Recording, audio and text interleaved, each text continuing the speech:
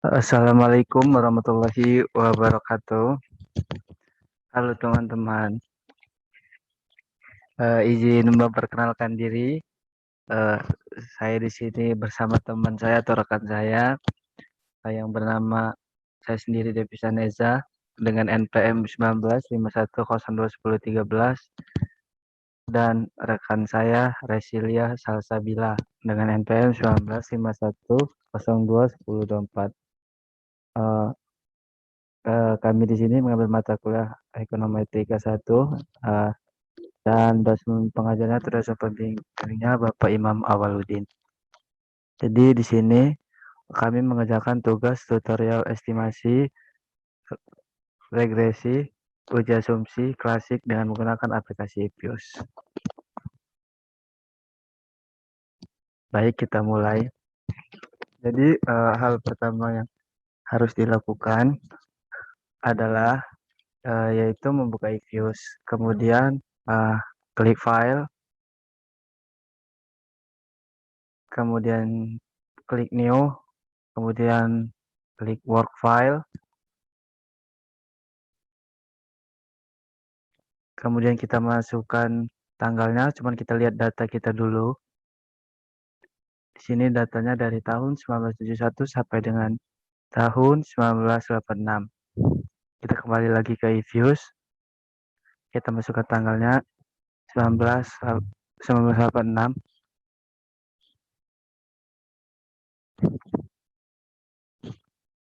Oh, maaf, salah tadi teman-teman tanggalnya.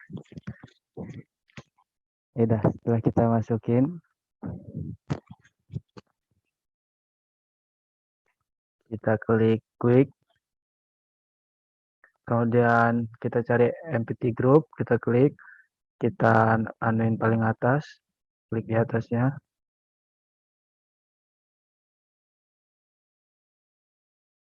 kemudian kita copy dari MPBT-nya sampai dengan pendapatan sampai dengan angka 3022,1 kita copy, kita tempelkan, kemudian kita minimize terlebih dahulu, kita klik CTRL, kemudian kita pilih MPBT,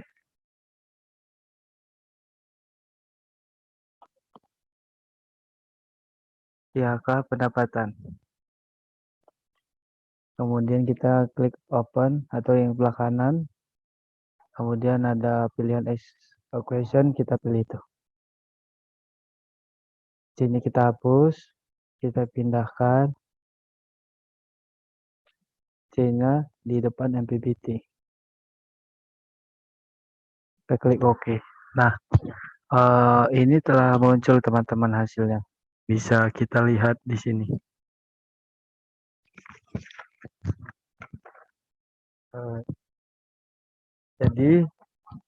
Jadi setelah hasil ini muncul, bisa teman-teman lihat hasilnya. Yang pertama kita lihat koefisien C sebesar 9905,261. Jika variabel lain akan mengakibatkan kenaikan MPBT atau mobil penumpang baru terjual, yaitu 9905,261. Kemudian ada koefisien IHK bernilai 0,208223, yang artinya jika variabel lain bernilai maka akan mengakibatkan jika variabel lain bernilai 0 maka akan mengakibatkan IHK sebesar 0,208223. Selanjutnya koefisien pendapatan, yaitu 0,187636, yang artinya variabel bernilai 0 maka akan mengakibatkan penurunan sebesar min 0,187636. Mengapa di sini mengalami penurunan? Karena di depan angkanya minus atau min, dan begitu sebaliknya. Jika tidak ada minus, maka mengalami kenaikan. Kita lihat data tes statistik dari C, yaitu bernilai 11,59181. Ya, kemudian yang kedua ada data tes statistik dari IHK yang bernilai 0,345932. Ketiga, kita lihat data tes statistik dari pendapatan, yaitu min 0,263814. Kemudian kita lihat data dari probabilitas dari C, yaitu 0,0000. Kedua, kita lihat data dari probabilitas dari IHK-nya yang bernilai 0,7349. Ketiga, kita lihat data probabilitas dari pendapatan yang bernilai 0,7961. Jika probabilitas mendekati 0, semakin berpengaruh. Nilai koefisien diasumsikan jika nilai variabel lain 0, maka akan meningkat. Kalau normal dia jadi plus, dan sebaliknya jika minus atau menurun mengalami penurunan. Kemudian kita lihat R square, yaitu kemampuan variabel mempengaruhi variabel terikat.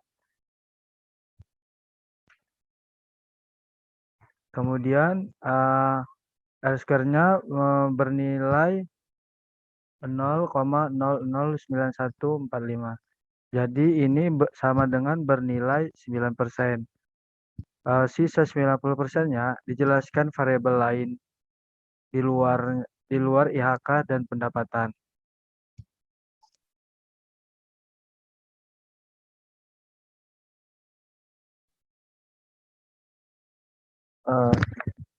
Jadi setelah kita melakukan regresi sederhana ini, kemudian kita akan mencoba regresi log-log yang akan kita coba. Jadi sama seperti tadi, cuman rumusnya saja yang beda. Kita silang yang di ujung kanan. Kita mulai baru, yakini kita klik yes. Kita silang lagi.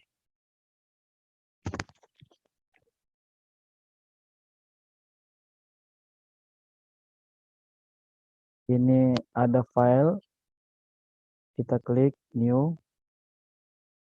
Kemudian work file. Ini harusnya kita isi tanggal, jadi kita masukkan tanggalnya. 1971 dan 1986. Kita klik OK. Kemudian kita klik quick. Kemudian MPT. Kita naikkan sampai mentok. Kita kembali ke Excel. Kita copy dari MPBT HK sampai bawah.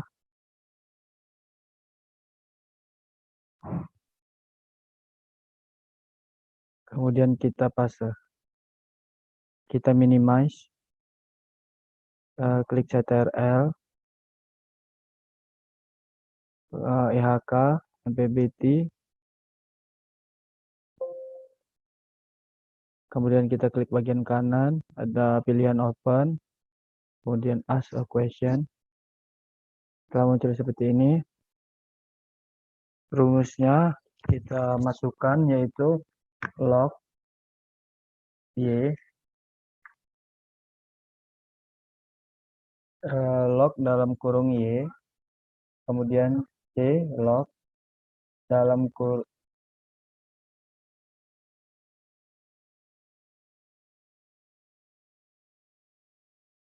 C log dalam kurung MPBT, kemudian C log dalam kurung PHK. Kita klik OK.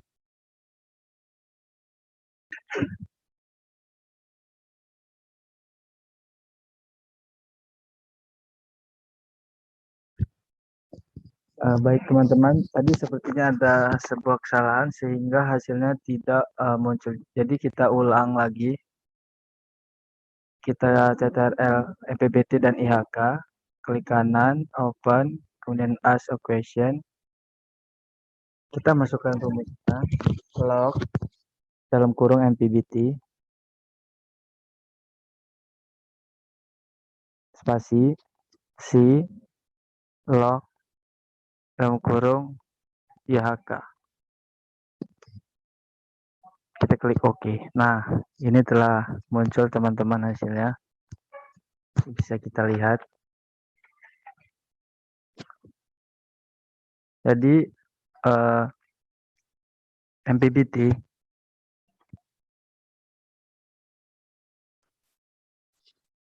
jadi setelah hasilnya muncul, bisa kita lihat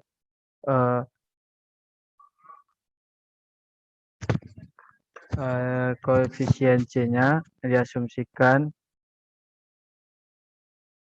koefisien C-nya 9,026713. Diasumsikan jika nilai variabel bebasnya sebesar 0, maka akan mempengaruhi kenaikan nilai sebesar 9,026713. Kemudian log IHK sebesar 0,023699. Jika terjadi kenaikan sebesar $1 pada MPBT, maka akan mempengaruhi kenaikan sebesar 0,023699% terhadap nilai IHK. Kemudian kita melihat data dari probabilitasnya. Yang pertama data probabilitas yang C, yaitu 0,0000. Jika nilai probabilitas di bawah 0,05, artinya variabel bebas berpengaruh secara signifikan terhadap variabel terikat.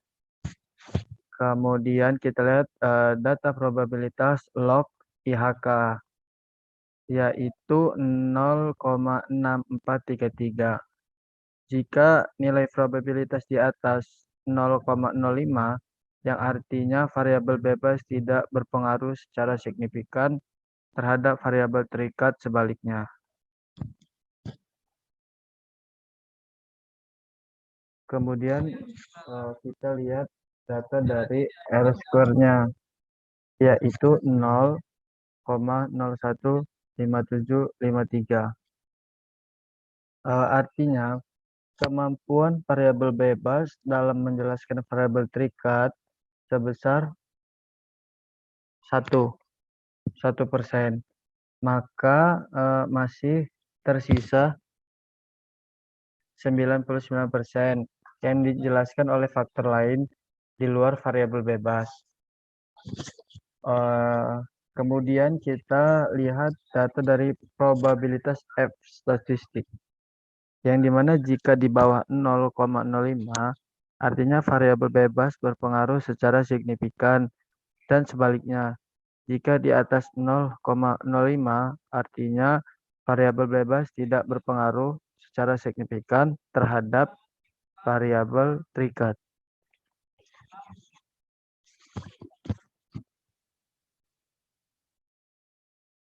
Kita lihat di sini di atas 0,05.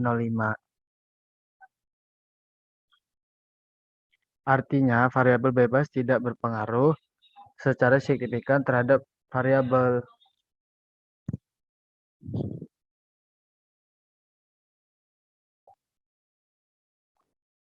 Jadi baik teman-teman, selanjutnya kita akan melakukan uji normalitas.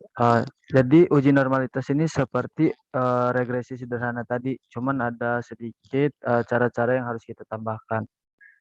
Karena kita klik file, kemudian work file, kita masukkan tanggalnya,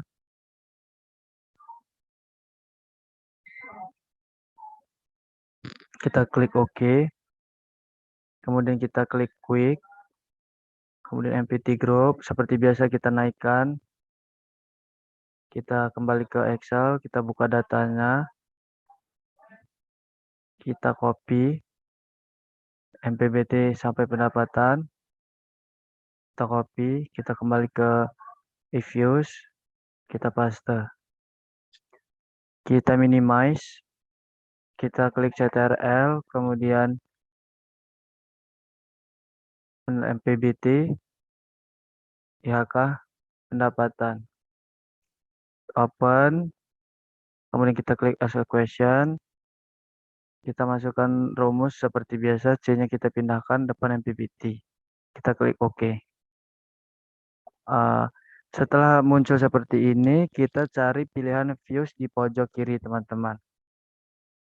Kemudian kita cari residual diagnostik. Kita cari pilihan di sini ada histogram normality test, kita klik. Nah, ini telah muncul teman-teman hasilnya. Jadi cara tahu kita cari cara tahu persebaran normal atau tidaknya dengan membandingkan nilai probabilitas dengan Jar-Quebera ini. Jadi kita menggunakan tingkat signifikan atau keyakinan 5%. Jadi probability-nya bisa kita lihat di sini yaitu 0,487632.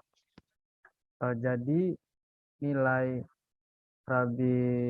probability-nya lebih besar dari nilai signifikan yaitu 5% atau 0,05. Maka data terdistribusi dengan secara normal.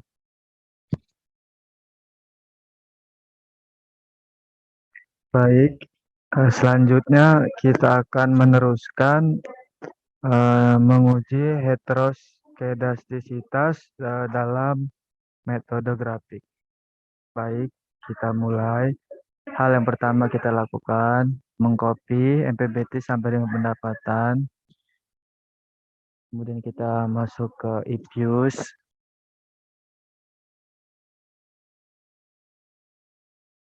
Kita klik file.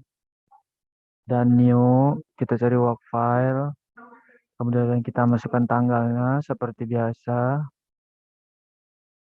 Kita klik OK. Nah, kita klik quick. Kita cari empty, kita naikkan hingga paling atas. Kemudian kita tempelkan datanya.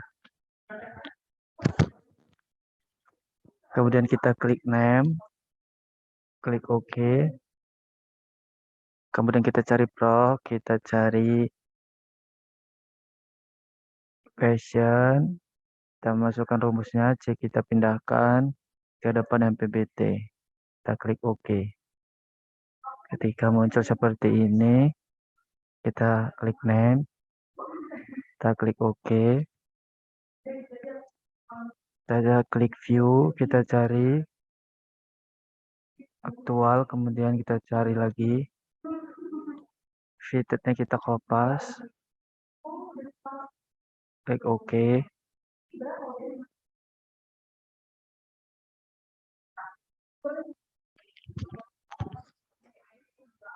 Kita klik prop, dan make residual, klik OK.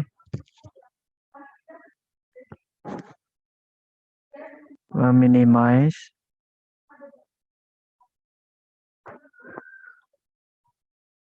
Kita klik group, kemudian maximize.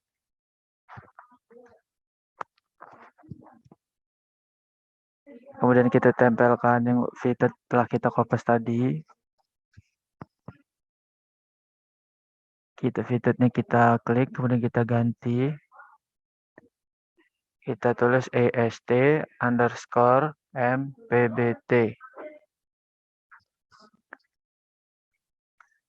Kita klik yes.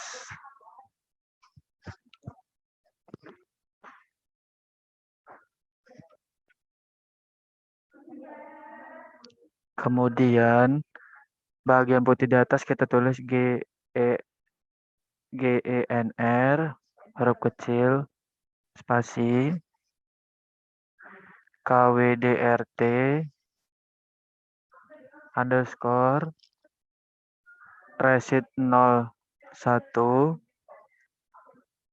spasi sama dengan resit 01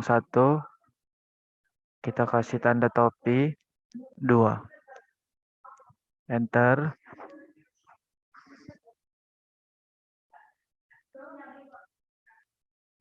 Kemudian klik KWDRT yang pertama, kedua EST_MPBT. Kita klik open, kita cari as group, kemudian telah muncul seperti ini. Kita cari view, kita klik, kita cari grab. Kemudian setelah muncul ini kita cari scatter. Kita enter. Inilah hasilnya. Nah, jadi karena bisa kita lihat teman-teman di sini di gambar tersebut karena tidak ada pola yang terbentuk, jadinya dapat kita simpulkan tidak ada heteroskedasitasnya pada uji ini.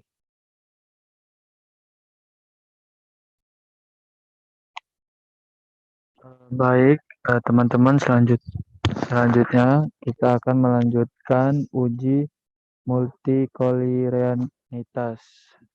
Baik, kita mulai. Kita kopas data di Excel. Ya, kita copy, kita pindah ke Ipius.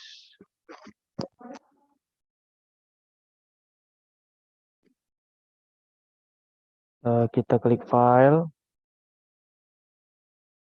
new, kemudian work file, kemudian kita masukkan tanggal seperti biasa.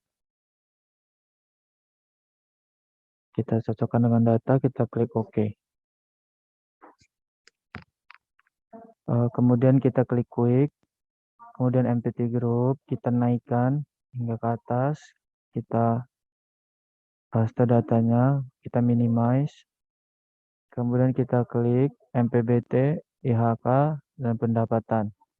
Kemudian kita klik open, kemudian as a question, kita masukkan rumusnya, C kita pindahkan ke depan MPBT, kemudian kita tambah log, kemudian IHK-nya kita kasih tanda kurung, kemudian di depan IHK kita kasih log juga, dan pendapatannya kita kasih tanda dalam kurung.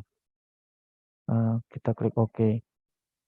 Dan apabila telah muncul seperti ini, kita klik view, kita cari residual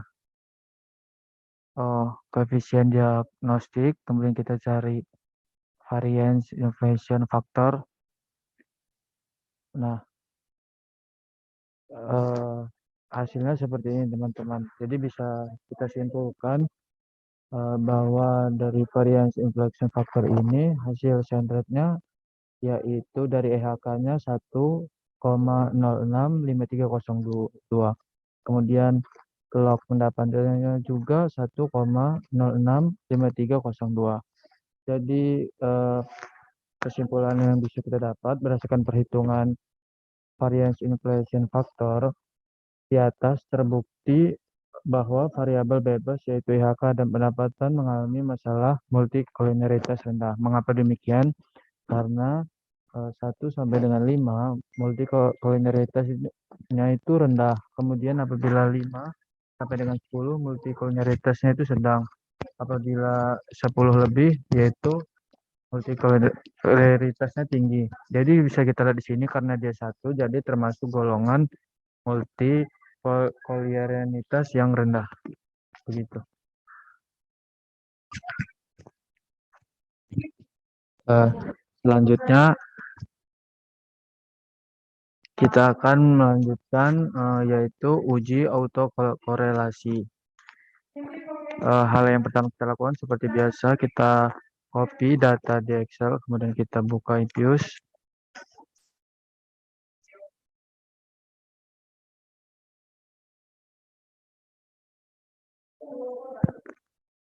Kita klik file, kemudian kita cari work file, kita masukkan tanggalnya,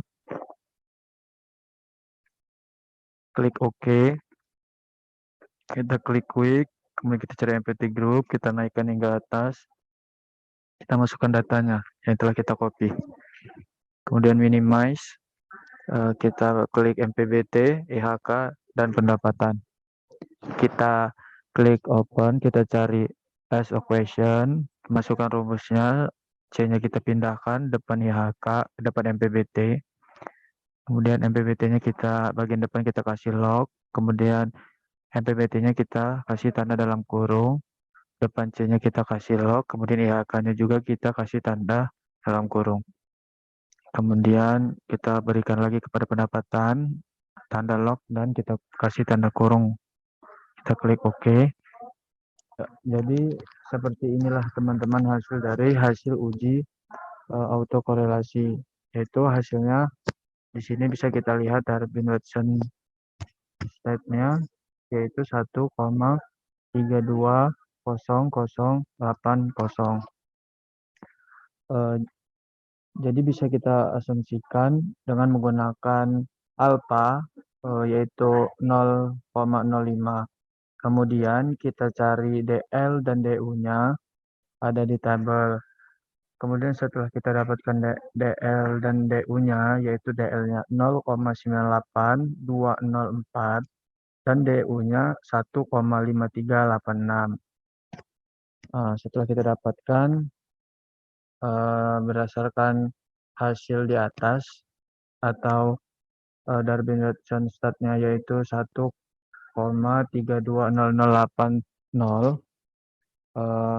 posisi DW atau Darwin-Watson stat berada di antara DL dengan DU.